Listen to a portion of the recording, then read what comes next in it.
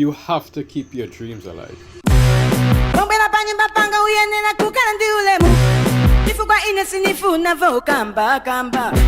When I was a kid, all I wanted was a gaming console. I didn't care if it was Nintendo or PlayStation. I just knew I wanted a console because all my friends had one, and I wanted to relate. I wanted to know what the hype was about. I didn't know how much it cost. I didn't know or even care about what kind of games to play, what games it had. I just knew I wanted one. And somehow, I just knew I was gonna get one. One day, my mom's best friend just randomly handed her a Game Boy Color and just said give it to her son. You can imagine how happy I was to just get a random Game Boy Color. And then I somehow got the Game Boy SP, and then the PSP, and even a PS2. And you know what? My mom actually never had to pay a single cent for any of those consoles. We just got it. They were just given to me by people who were upgrading or didn't even need them anymore. And to me, I believe that's the power of just pure belief.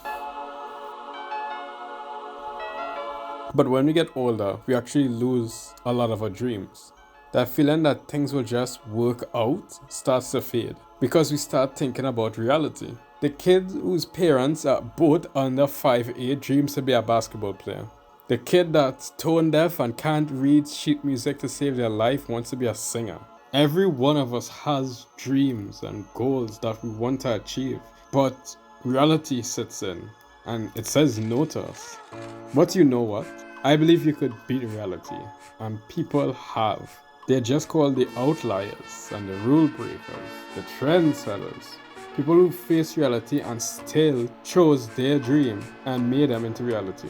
But you know what? Having dreams is the easiest part. Doing the work, that's the hard part. Whenever we try something new, doubt always creeps in. What if I'm not good enough? What if people laugh at me? What if this and what if that? What if you do it right and it works out?